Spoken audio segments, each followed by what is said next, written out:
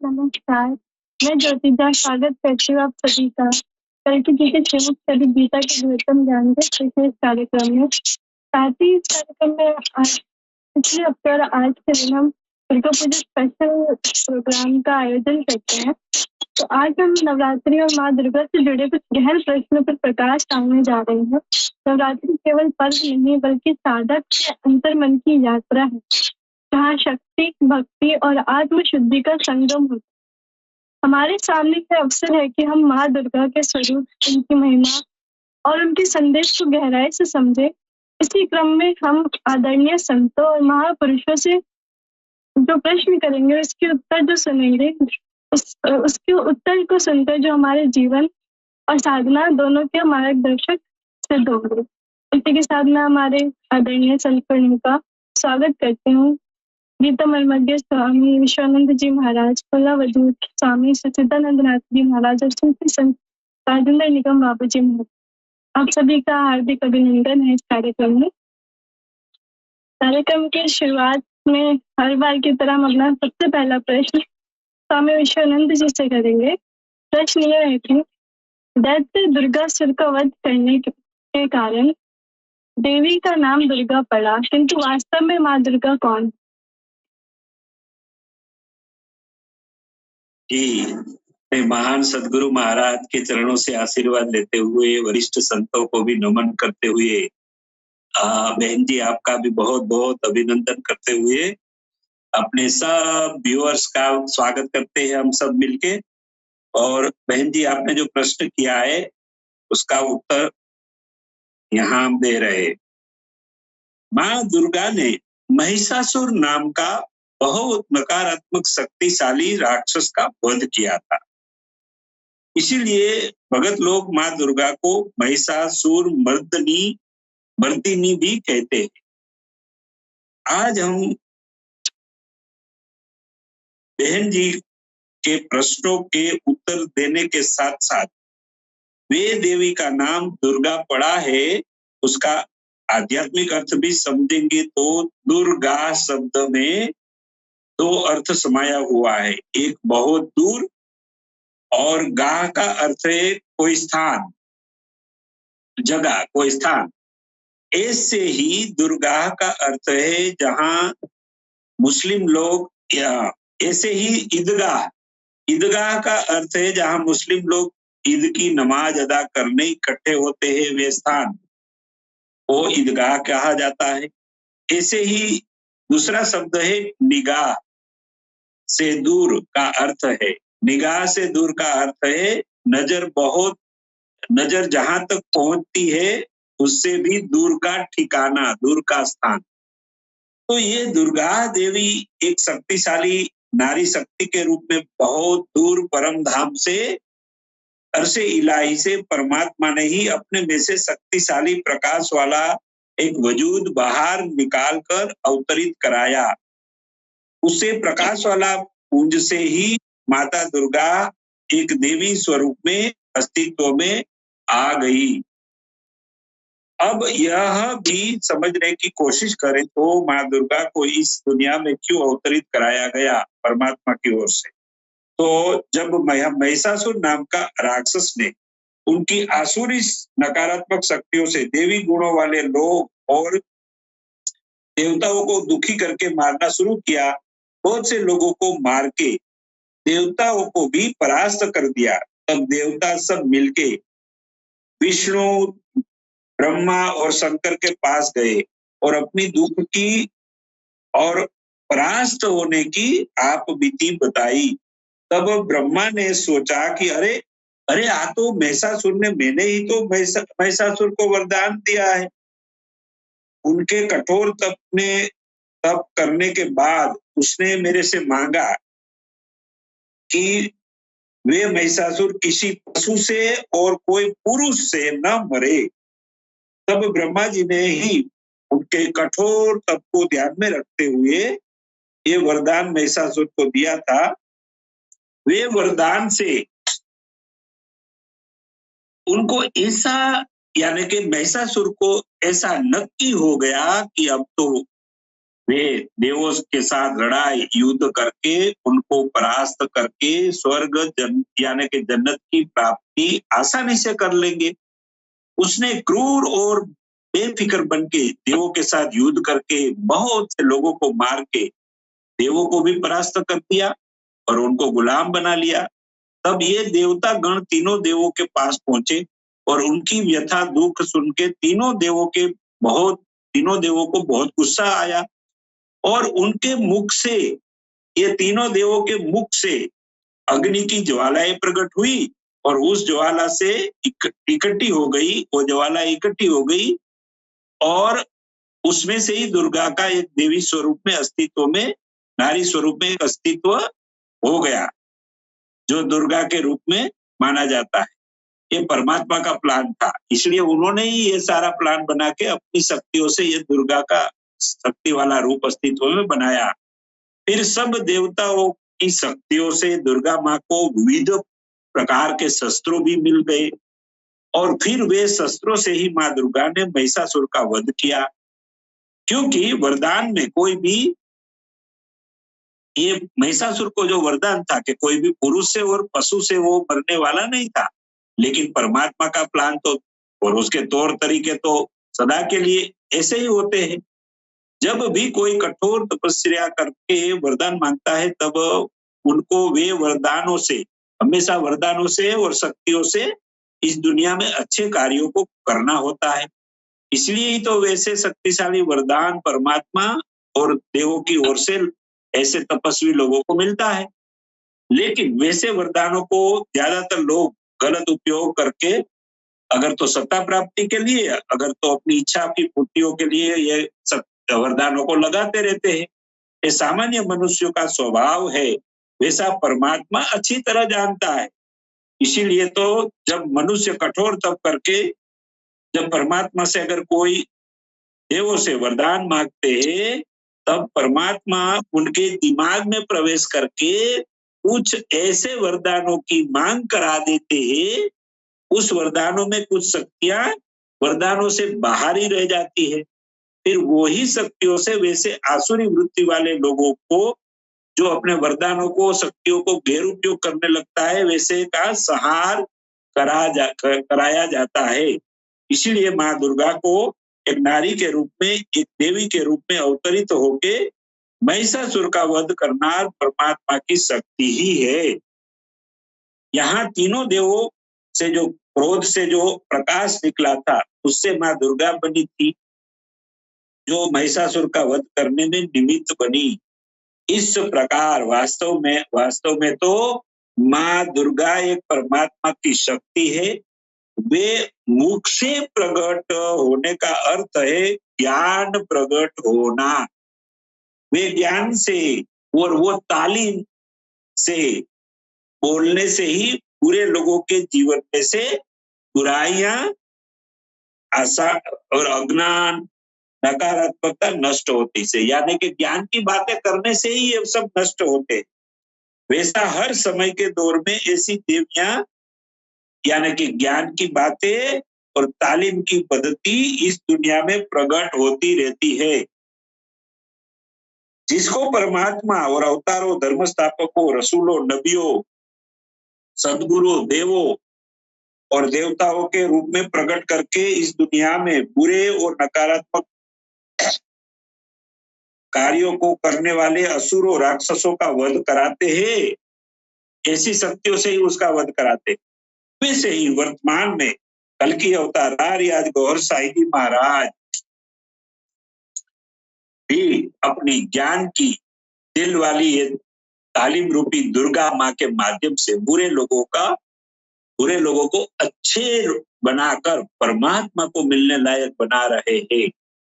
इसीलिए ज्ञान की बातें, दिल में प्रकाश उत्पन्न करने की ये तालीम, ये दोनों ही वास्तव में हकीकत में दुर्गा माँ है। जी दीदी। बहुत बहुत धन्यवाद स्वामी जी। अभी बढ़ते हैं अपने अगले प्रश्न की ओर, जो है स्वामी विश्वानंद जी महाराज से। प्रश्न यह है कि क्या नव दुर्गा का संबंध केवल माँ दुर्गा के 9 स्वरूपों से है या यह साधक के अंतर मन में विद्यमान 9 रसों, भावनाओं और गुणों से भी जुड़ा हुआ है। कृपया इस पर प्रकाश करें।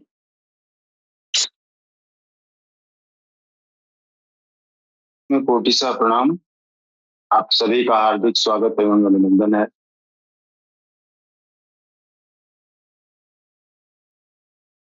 रस गुणों के अधीन ही होते हैं, तो दुर्गा का जो स्वरूप है वो वास्तव में ये आद्या हैं, जो सकामियों को सुख देती हैं और निष्काम कर्मियों को मोक्ष प्रदान करती हैं। दुर्गा जी उस छुपे हुए खजाने का द्वार है, या दर्शन की दृष्टि से देखें तो जो परा प्रकृति है, परमात्मा से जो अर्धांग निकला, जो उसका हुस्न निकला, वही दुर्गा है। शक्ति वो एक ही है। जहां तक स्वरूपों की बात है, तो गुणों के आधार पे आप जो कह रही हैं रस, उन रसों के आधार पे, उन भावों के आधार पे उनके अनेक रूप, वो नव दुर्गा भी बन जाती हैं। आपने पिछले एपिसोड में देखा कि हिमाचल में हिमालय की प्रार्थना से, तपस्या से प्रसन्न होकर उनके घर जन्म लेने के कारण शैलपुत्री कहलाई, वगैरह वगैरह। और यही साधना के दृष्टिकोण से 10 महाविद्या भी बन जाती हैं। वही पराप्रकृति, वही ईश्वर का स्त्रैण गुण, उसकी शक्ति, उसका अर्धांग, मातंगी, भुवनेश्वरी, बगला, धूमावती, भैरवी, तारा, छिन्न शिरोधरा, भगवती, श्यामा, रमा, सुंदरी, ये 10 जो महाविद्याएं हैं वो एक ही आद्या का स्वरूप है, एक ही उस महाकाली का स्वरूप है जिसने काल को भी जन्म दिया है। जो गुणों से पूर्व थी, जो काल से भी पूर्व थी, वो काली, वही दुर्गा, वही आद्या है। वास्तव में सप्तशती का जो वर्णन है, जो कथानक है, ये दार्शनिक तत्वों का पौराणिक विवेचन है। कथाओं के माध्यम से जन सामान्य के लिए ज्ञान देने वाली ये ग्रंथ है। दुर्गा बंधन भी है और मोक्ष भी है। ज्ञान नाम चेतांसी देवी भगवती ही सा बलादाकृष्य मोहाय महामाया प्रेक्षती। बड़े बड़े ज्ञानियों के भी चेतना को बलपूर्वक घसीट कर मोह में डाल देने वाली भगवती दुर्गा है, भगवती काली है, या आद्या है, पराप्रकृति है। भगवान विष्णु को भी इन्होंने मोह में डाल दिया था, योग निद्रा में डाल दिया था, जिसकी वजह से उनकी कान के मैल से मधु और कैटभ ने जन्म लिया और भगवान विष्णु के नाभि कमल पे विराजित ब्रह्मा को मारने के लिए दोनों दौड़े। पुरुष है, पौरुष है और ब्रह्म है, वो तो सर्वशक्तिमान है। उन्होंने इन राक्षसों को क्यों नहीं मार दिया? उनको मारने के लिए भगवती की है स्तुति क्यों? शक्ति की आराधना क्यों ब्रह्मा जी ने किया कि भगवती आओ और इन दैत्यों से, इन असुरों से हमारी रक्षा करो?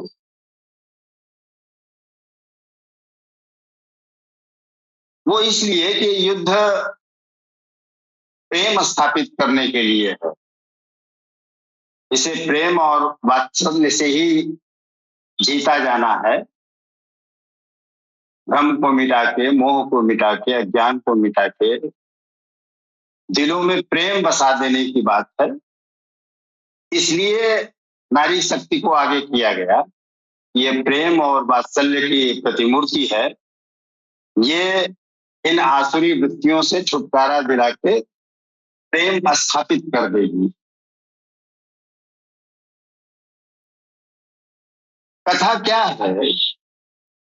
यही तो है कि जब प्रार्थना किया तो देवी प्रकट हुई और उन्होंने विष्णु की निद्रा को अपने मोह पाश से मुक्त किया, वो जगे। इस जगने का अर्थ क्या है? सजगता, एक साधक की सजगता, कॉन्शियस। अगर वो सजग हो गया, जग गया, तो ये मधुकैटभ भाग जाएंगे, स्वतः नष्ट हो जाएंगे। महिषासुर आता है, ये कथा का वर्णन आगे आता है देवी के चरित्र में, लेकिन जो जिस कथा के माध्यम से प्रेरित करने का प्रयास मनुष्यों ने किया, वो कथा यह है कि एक क्षत्रिय और एक वैश्य। क्षत्रिय बड़ा संयमी राजा था और चक्रवर्ती राजा था। वो अपने एक छोटे से राजा से परास्त हो गया और जब कमजोर हो गया तो उसके अपने लोगों ने भी उसके साथ छल करना शुरू किया, उसके संपत्तियों का हरण करना शुरू किया। वो घोड़े पे सवार होकर बिना बताए जंगल की तरफ चले गए।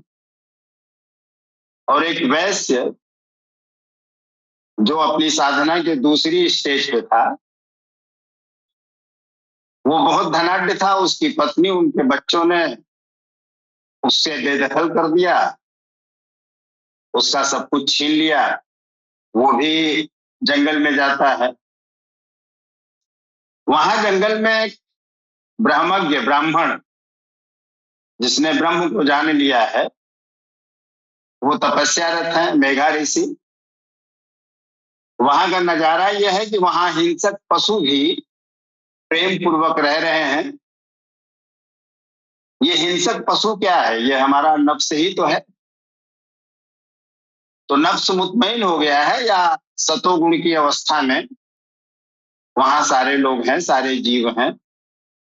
जब सतोगुण आ जाएगा, नफ्स मुतमईन हो जाएगा, तो प्रेम हृदय में प्रकट ही हो जाएगा। राजा सुरथ और समाज जब अपनी व्यथा ब्रह्मज्ञ ऋषिवर से बताया, तो उन्होंने प्रकृति अर्थात भगवती का गुणगान करते हुए शरणागत होने की बात कही। दर्शन के 3 गुणों की अधिष्ठात्री शक्तियों को 3 चरित्र, महाकाली, महालक्ष्मी और महासरस्वती के रूप में दर्शाया गया है। और इन शक्तियों ने महिषासुर, धूम्रलोचन, रक्तबीज आदि असुरों का संहार किया।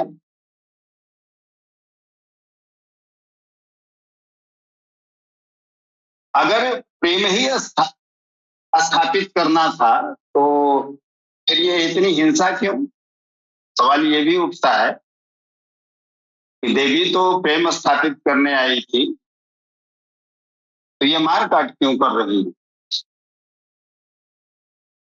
वास्तव में उस समय के मनुष्यों की नजर में हिंसा, ये मारकाट थी ही नहीं। कृष्ण ने भी कहा ना कि जिनको तुम समझ रहे हो कि मुझे मारना है, वो पहले से ही मरे हुए, क्योंकि ये मरण धर्मा है, ये मिथ्या है, ये जन्म लिए हैं तो मरेंगे ही।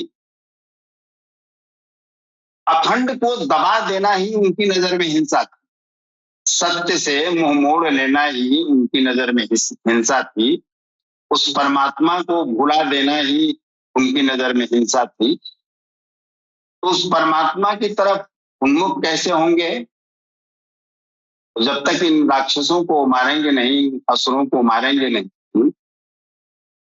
तो उस दिशा में अग्रसर कैसे होंगे? प्रकृति का एक छोर तो वो उस अखंड से जुड़ा है, आत्मा से जुड़ा है, लेकिन दूसरा छोर खंड खंड से जुड़ा है, मिथ्या से जुड़ा है, संसार से जुड़ा है, दुनिया से जुड़ा है। इसलिए इस प्रकृति में जो कुछ भी है वो देवी का स्वरूप है। सप्तशती खुद कहती है, या देवी सर्वभूतेषु बुद्धिरूपेण संस्थिता नमस्तस्यै नमस्तस्यै नमस्तस्यै नमो नमः। या देवी सर्वभूतेषु शक्ति रूपेण संस्थिता, शांति रूपेण संस्थिता, भ्रांति रूपेण संस्थिता। मतलब वो शांति भी है और भ्रांति भी है, भ्रम भी फैलाने वाली है। और उधर आप सुन ही चुके हैं कि ज्ञानियों के चेतना को भी बलपूर्वक घसीट कर मोह में डाल देती हैं। ये प्रकृति का पूरा स्वरूप ही उस देवी का स्वरूप है। और इसकी शक्ति, वाहन भी तो होना चाहिए। अब लड़ने जा रही तो वाहन भी होना चाहिए। तो इनका वाहन जो शेर है वो इन पंच महाभूतों या इस प्रकृति की ही शक्ति है। देवी भी लड़ती हैं तो कुछ को तो हुंकार मार के मार डालती हैं और कुछ असुरों को उनके वाहन शेर ने पंजों से मार दिया। अभी हमने कोरोना काल को देखा, ये देवी का प्रकोप नहीं, ये तो उनके वाहन का एक थप्पड़ मात्र था जिसमें करोड़ों लोग चले गए। तो पूरी प्रकृति में कुछ भी जो दृश्य है, चाहे वो किसी भी रूप में हो, वो देवी का ही स्वरूप है। इस प्रकृति के माध्यम से, या हम और आसान शब्दों में कहें तो शरीर और मन से ही हम बंधे हुए हैं और इसी के माध्यम से मुक्त भी हो सकते हैं। सप्तशती में जिन असुरों का वर्णन है वो सदैव थे, आज भी हैं और कल भी रहेंगे। और वो हमारे अंदर ही है। महिषासुर कोई और नहीं, हमारा आलस्य, राग और मोह है। मधु जैसा नाम है, मीठा, तो ये कान से ही पैदा हुआ था भगवान विष्णु के।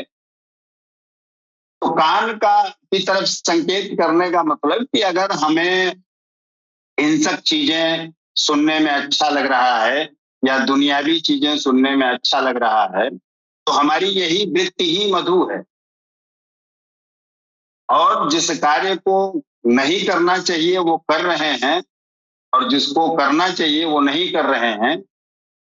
जैसे कैटअप भिन भिन भिन भिन करती रहती है, मक्खी मधु की, शहद की मक्खी जैसे भिन भिनाती है, वैसे ही अगर हमारा स्वभाव है, जो करना है वो नहीं कर रहे हैं और जो नहीं करना है उसको कर रहे हैं, तो यही कैटअप है।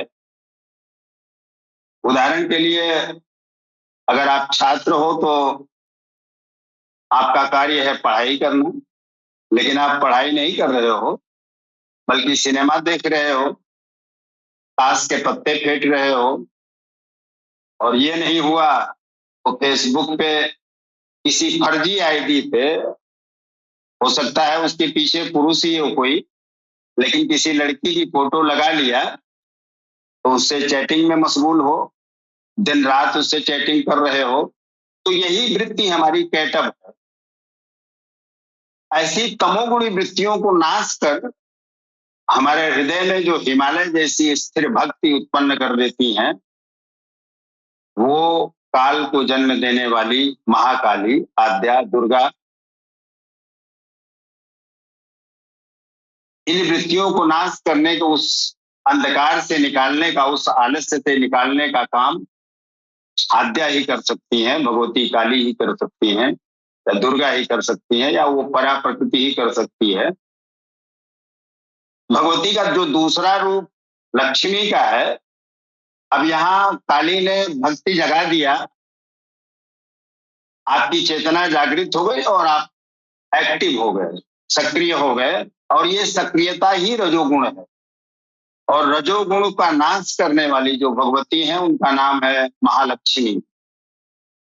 जो सदगुरु के रूप में हमारा मार्गदर्शन करके धूम्रलोचन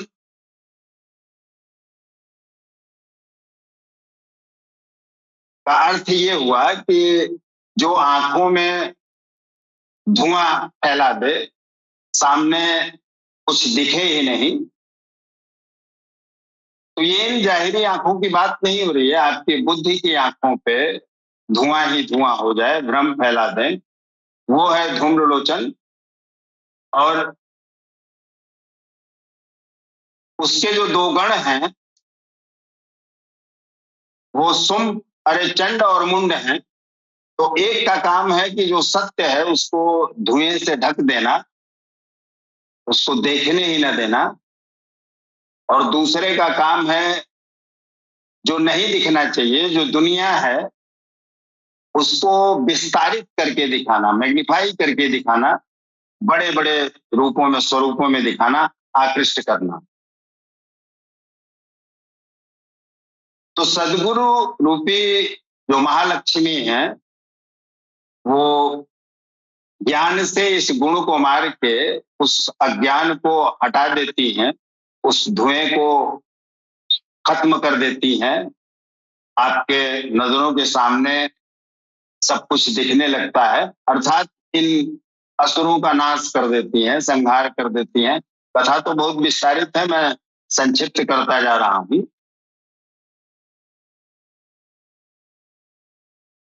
तो ये दुनियावी चीजों को दिखा के हमें दुनिया से बांधते हैं और सत्य को अज्ञान से, अंधकार से, धुएं से ढक देते हैं, जिसे हमें देखने नहीं देते।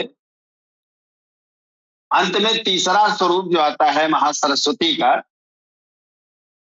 वो मैदान में आती हैं। इनके समक्ष तो और खतरनाक असुर हैं, रक्त बीज और शुंभ निशुंभ। रक्त बीज की स्थिति यह है कि उसका एक बूंद भी जमीन पे गिरे तो एक नया असुर खड़ा हो जाता था। अब यहाँ सरस्वती का दौर है, ज्ञान की देवी का दौर है, और होना है खून खराबा। और वो भी खून खराबा ही नहीं, उसको पी जाना है। अब विकल्प ही नहीं कोई है कि अगर उसके खून को पिया नहीं जाएगा तो वो तमाम बढ़ता ही जाएगा, उसका संहार ही मुश्किल हो जाएगा। ये सात्विक देवी को, सत्व गुण वाली देवी को, ज्ञान की देवी को इस विकट स्थिति से गुजरना पड़ा। तो उन्होंने अपने उसी पुराने स्वरूप को, काली वाले, चंडी वाले स्वरूप को धारण किया और संहार करना शुरू किया और उनके रक्त का पान करना शुरू किया। उनकी तमाम योगिनियों ने, तमाम यक्षिणियों ने रक्तपान करना शुरू किया और ये संहार करना शुरू की। ये रक्त बीज और कोई नहीं है बल्कि हमारा अहंकार है, जो नष्ट होने के बाद भी नहीं जाता है। जैसे एक कहावत है कि रस्सी जल गई, ऐठन नहीं गया। तो ये अहंकार जल्दी नहीं जाता। तो इसको, इस अहंकार को मारा कैसे जाए? अब वहां तो देवी मार रही हैं, चंडिका आ गई हैं, संहार कर रही हैं, खून पीती जा रही हैं। इस खून पीने का अर्थ क्या है, प्रतीक क्या है इस बात का कि जो अहंकार जिसका है उसको दे दो। अहंकार इस मिथ्या का, इस शरीर का नहीं है, वो तो उस अखंड का है, उस ब्रह्म का है, उस परमात्मा का है। परमात्मा ने कहा कि जहां मैं तहां मैं नहीं, मैं वही हूं। ये अहंकार उसी का है जो नित्य है, जो सदैव रहने वाला है। मिथ्या क्या अहंकार करे, जिसको मिट जाना है, जो मरण धर्मा है, वो अहंकार क्या करेगा? तो ये रक्त बीज का जो अहंकार है, इसका जो दो योद्धा और हैं, निशुंभ और शुंभ, निशुंभ ये हमारा सामाजिक अहंकार है कि हम समाज में अपने को प्रदर्शित करते हैं कि मैं ये हूँ, मैं वो हूँ। और शुंभ हमारा व्यक्तिगत अहंकार है। व्यक्तिगत अहंकार मतलब हम अपने बेटे के साथ कैसा पेश आएंगे, पत्नी के साथ हमारा किस तरह का स्वभाव होगा, अहंकार होगा, बहन के साथ कैसा अहंकार होगा। तो ये व्यक्तिगत अहंकार है। तो इन अहंकारों से जल्दी मुक्ति नहीं मिलती। इन अहंकारों को तभी मारा जा सकता है जब आपको सत्य का ज्ञान हो जाए। तो ये ज्ञान की देवी महासरस्वती इस बात का बोध कराती हैं कि जिसे तुम अहंकार मान रहे हो, जो अहम मान रहे हो, वो वास्तव में तुम्हारा है ही नहीं, वो उस परमात्मा का अंग है। और वो पी जाना मतलब उसको आत्मसात कर लेना, उसके अहंकार को खत्म कर देना, उसको संतुष्ट कर देना, उस पे ही समर्पित हो जाना। तो गीता भी अंत में समर्पण की बात करती है, शरणागत की बात करती है। कृष्ण भी कहते हैं ना कि सबको छोड़ के तुम केवल मेरी शरण में आ जाओ।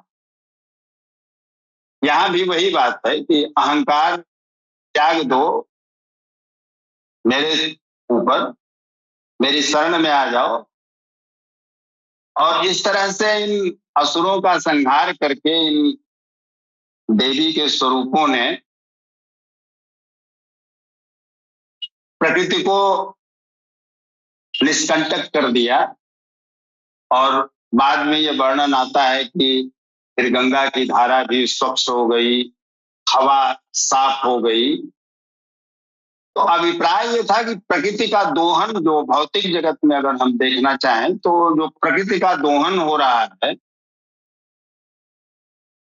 ये अत्याचार अनाचार रुकना चाहिए।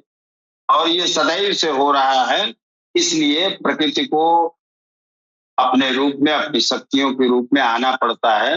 कभी करुणा के रूप में आती है प्रकृति की शक्ति, वो कभी प्लेग के रूप में, कभी हैजा के रूप में। कहते हैं ना कि प्रकृति सब कुछ बैलेंस कर देती है।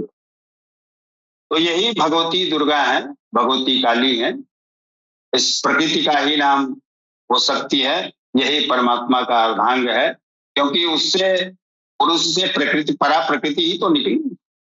इस परा प्रकृति ने अपरा प्रकृति को जन्म दिया, जिसने गुणों को जन्म दिया, और उन गुणों ने पंच महाभूतों को, अष्टधा प्रकृति को जन्म दिया।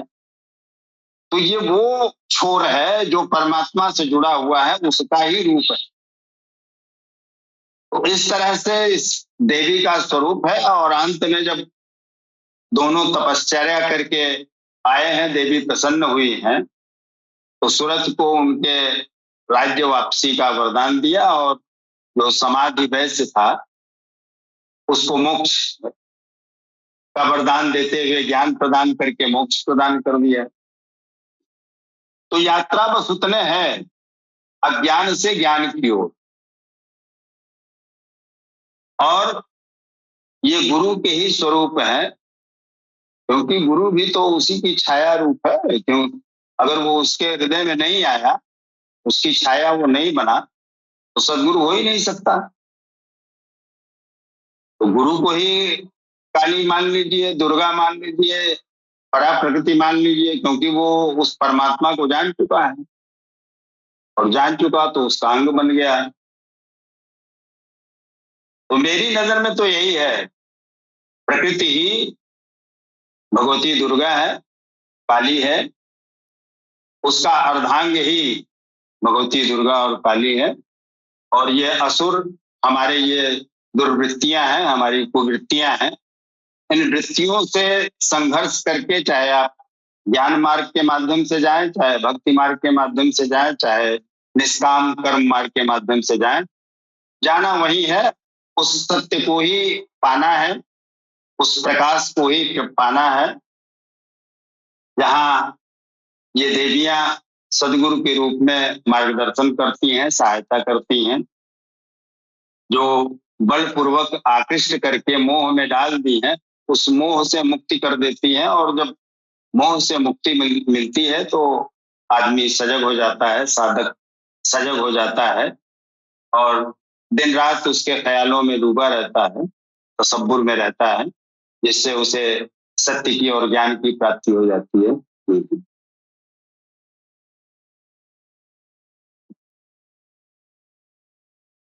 बहुत बहुत धन्यवाद, आपने बहुत ही संक्षिप्त और बहुत ही विस्तार से इस प्रश्न का उत्तर दिया और हमारे व्यूअर्स के लिए काफी जरूरी भी था ये जानना, क्योंकि नवदुर्गा के बारे में जो भी सारे पॉइंट्स थे वो इस प्रश्न में ही सब इंक्लूडेड थे। अभी बढ़ते हैं अगले और अंतिम प्रश्न की ओर, जो है सूफी संत राजेंद्र निगम बाबू जी महाराज से। प्रश्न ये है कि नवरात्रि में उपवास का वास्तविक उद्देश्य क्या है और इसे किस प्रकार रखा जाए ताकि साधक भीतर से शुद्ध और पवित्र होकर अपनी आध्यात्मिक प्रगति कर सके।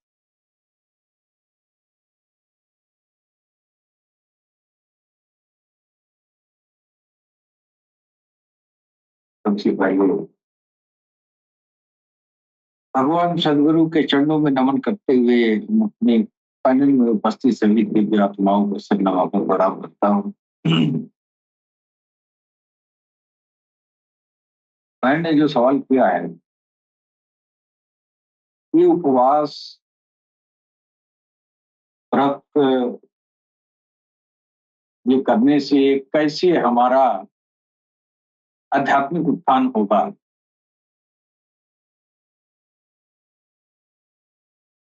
ये सिर्फ नवरात्र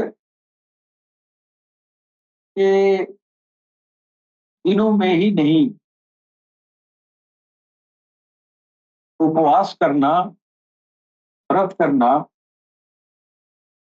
लगभग सारे धर्म समुदायों में आत्मा को शुद्ध करने का ये तरीका रहा है। अब हम उपवास कह रहे हैं, व्रत कह रहे हैं, कोई रोजा कह रहा है कि इसी उपवास को रोजा कहा जाता है।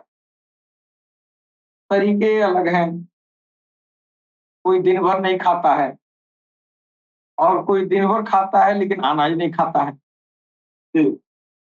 तो दोनों स्थितियों में आपकी जो आसुरी प्रवृत्तियां हैं, वो आसुरी प्रवृत्तियां उपवास रखने से प्रभावित होती हैं। रोजा रखने वाले भी जो व्रत कर रहे हैं वो सही है, वो भी अपनी जगह पे सही है, और नवरात्र के व्रत जो कर रहे हैं वो भी अपनी जगह सही है। क्यों? लक्ष्य एक ही है। ये जो है अपना रोजा वाले बिना पानी पिए जो है 24 घंटा, ये 8 घंटा, 10 घंटा, 18 घंटा, 20 घंटे का, जितना देर तक वह जो है भोजन नहीं करता है, उससे जो है इंसान की जो मनोवृत्तियां हैं वह जो है वो उसका नाश होता है, वो कमजोर पड़ता है। अगर आध्यात्मिक दृष्टिकोण से देखा जाए तो इंसान के अंदर जो अभी हमारे स्वामी सच्चिदानंद नाथ जी महाराज जी अंदर के राक्षसों के बारे में बयान किया है। ये रक्त बीज है, ये शुभ बीज है, तो क्या क्या नाम रखते हैं, जो माता दुर्गा उसका नाश करती है। तो वो वही है, वो उसी को जो है हमारे दूसरे कौम वाले उसको नफ्स कहते हैं। नफ्स के कई भाई बंधु हैं, वो खन्नास है और वो जो है शैतानी पक्षियों के रूहे भी हैं। उसके अलावा इस अष्टधा प्रकृति की बहुत सारी वस्तुओं से उसका लगाव है। तो जब तक अध्यात्म मार्ग में जब तक इनको हम परास्त नहीं करेंगे, इन आसुरी संपद को जब तक हम परास्त नहीं करेंगे, तब तक हम जो है अपने आत्मा की शुद्धता की तरफ नहीं जा सकते हैं। इसलिए कि हमारी आत्मा जो है उसके ऊपर इस संसार का जो है, ये जो नेगेटिव एनर्जी है, उसका बहुत मोटा लेयर चढ़ा हुआ है हमारी आत्मा पे। और इस आत्मा को आजाद करना होता है उन नेगेटिव एनर्जी की जो लेयर्स बने हुए हैं। उसी को कोई शैतान कहता है, कोई जन्नार कहता है, कोई ये जो है तमाम तरह के आसुरी प्रवृत्तियां कहता है, आसुरी संपद भी कहा गया है गीता में। तो हर साधक का जो है उसके सामने यही एक चुनौती होती है, और इस चुनौती से निपटने के लिए उपवास का सहारा लेता है। लेकिन वो शैतान जो है, आसुरी प्रवृत्तियां मन पे काबिज होती हैं, और मन जो है हमारे अंदर जो है तमाम तरह का जो भोज्य पदार्थ हम कर रहे हैं, उन भोज्य पदार्थों में उन वृत्तियों का भोजन है। जो हम जो है मांसाहार या शाकाहार या दूध दही कुछ भी खाएं, सब में नार है, सब में नेगेटिव एनर्जी है। हाँ, और वो नेगेटिव एनर्जी, बताइए, आज तक किसी ने बताया नहीं था। प्रोसेस तो सबका एक ही है कि नफ्स को मारना है और आसुरी संपद को मारना है। जो आसुरी फौज है मेरे सामने, उसको मारना है। ये शुंभ निशुंभ अंदर बैठा, उसको मारना है ना। वही जिहाद है, उसी को जिहाद कहा जाता है। हाँ, तो ये सब लोगों ने बताया था, लेकिन ये किसी ने नहीं बताया था कि शैतान जिसको तुम कह रहे हो आसुरी संपद, वो भी तुम्हारी तरह खाना खाता है, उसको भी एनर्जी की जरूरत है। वो जो भोजन करता है वो नेगेटिव एनर्जी का भोजन करता है। उस नेगेटिव एनर्जी को नार कहा गया, वो नार का भोजन करता है। ऋषियों को हमारे इस बात को मालूम था कि जो अंदर जो आसुरी संपद बैठी है, आसुरी फौज बैठी है, उसका रसद जो है हमारे ही भोजन में मौजूद है। तो दुश्मन पर काबिज करने के लिए पहले दुश्मन की रसद काट दी जाती है। रसद रोक दो ताकि वो कमजोर पड़े। जब कमजोर पड़ेगा तो हम हावी हो जाएंगे। इसलिए लोगों ने उपवास का सहारा लिया अपने नाभि आत्मा को परास्त करने के लिए, अपनी आत्मा पर उसके प्रभाव को नष्ट करने के लिए। उसके रसद को रोका गया उपवास करके कि हम उपवास करेंगे और मेरे दिल में, मेरे अंदर नार, उसका भोजन, आसुरी संपद का भोजन कम से कम पहुंचेगा। जैसे अब तो मुसलमान भाई था 18 घंटा 12 घंटा, ये 12 घंटे से लेकर 18 घंटा तक भी रोजा होता है। इतना देर जो है शैतान का रसद काट देते हैं, इतना देर कुछ भी नहीं खाएंगे, अंदर वो बैठा है, तिल मिला जाता है। जितना ही तिल मिलाता है लोग कहते हैं अब रोजा लग गया है। तो रोजा लगने का मतलब ये हुआ कि वो आपके अंदर जो शुंभ निशुंभ बैठा है ना शैतान, उसको भूख लगी, वो तिल मिलाया है। आपकी आत्मा की भोजन दाल रोटी नहीं है। ये तो सरकार आके बता रहे हैं कि तेरी आत्मा का भोजन परमात्मा के नाम का नूर और ज्योति है। और जो तुम खा रहे हो ना, उसमें भोजन उस तुम्हारे वो जो है चचवा का है, जो तुमको करवट में डालता है। उसको जो है शैतान कहते हैं, इब्लीस कहते हैं, खन्नास कहते हैं, और भी तमाम उसके हित मित्र अंदर बैठे हुए हैं। इसी को सूफिया भाषा में कहा गया है अनासिरे नारो गैरुल्ला। ये अल्लाह के अलावा, भगवान के अलावा ये जो कुछ भी है अंदर, इसको कायल करने के लिए, इसकी रसद रोकने के लिए ये व्रत और त्योहार का प्रयोजन हुआ है। और कमाल की बात यह है कि इस पंडा को किसी ने बताया नहीं तो उपवास क्यों करते हैं। ये आखिरी में सरकार को वर्षाई आए कह रहे हैं कि जानते हो व्रत क्यों कर रहे हो, ये व्रत सदियों से किया जा रहा है इसलिए कि तुम्हारे अंदर नार नहीं जाएगा, और नार नहीं जाएगा तो वो तुम्हारा अंदर जो बैठा है तुमको बुराई पर उतारू करता है वो कमजोर होगा।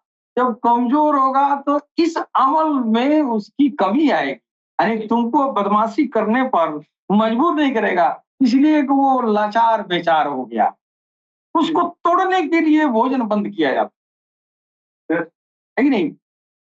तो ये सदियों से व्रत और त्योहार है। और इस 9 दिन नवरात्र में तो इस तरह जो आध्यात्मिक उन्नति होती है कि ये सिर्फ फल खाकर कुछ लोग जो है काम चलाते हैं और कुछ लोग तो निर्जला रहते हैं, यानी पानी कानों भी नहीं लेंगे, कुछ भी नहीं लेंगे, यानी बाहर की कोई भी संस्कार अंदर घुसने नहीं देते हैं। जब अंदर घुसने नहीं देंगे तो ये संसार आपके अंदर जाएगा नहीं, है कि नहीं।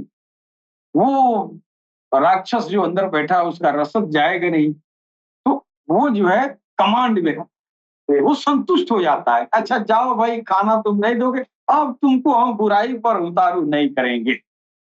नहीं, वो थक गया, हार गया, कमजोर हो गया। जब वो कमजोर हुआ तब मेरे अंदर ईश्वरीय गुण आना शुरू होते हैं। ये बहन जी जो सवाल किए हैं कि उपवास करने से क्या हमारी आध्यात्मिक उन्नति कैसे होती है, वो प्रक्रिया यही है कि अपने दुश्मन का रसद बंद किया और मैं इस महाभारत में इस कुरुक्षेत्र को धर्म क्षेत्र बना लिया, इसलिए मैं उपवास करता हूं। इस उपवास का यही उद्देश्य है कि हम इस कुरुक्षेत्र को धर्म क्षेत्र में बदलते हैं, हम अपने दुश्मन को परास्त करें। जी बहन। आप सभी सुनने को बहुत बहुत धन्यवाद। आप सभी ने जो है बहुत ही इम्पोर्टेंट पॉइंट्स को यहाँ पे हाईलाइट किया। स्वामी विवेकानंद जी महाराज ने भी जो है हमारे प्रश्न का बहुत ही रहस्य के साथ उसका उत्तर दिया, और स्वामी सच्चिदानंद जी ने भी तार्किक उत्तर दिया, और हमारे सूफी संत सुंदर निगम बाबू जी महाराज ने भी इसका आध्यात्मिक हमें मीनिंग बताया व्रत का, और व्रत की जो प्रकाष्ठा है उसको उजागर किया है। इसी के साथ हम मिलते हैं अगले एपिसोड में, और हम कोशिश करेंगे कि उसमें भी कुछ दुर्गा माता के हवाले से कुछ और भी बात हो जाए, और बाकी हम अपने जो गीता से जो हम अपना कार्यक्रम जारी रख रहे थे उसी को हम फिर जारी रखेंगे। और इसी के साथ आप सभी से मिलते हैं अगले शनिवार को 11:30 से 12:30 के बीच। आप सभी को बहुत बहुत धन्यवाद। जय गुरु, जय श्री गुरु।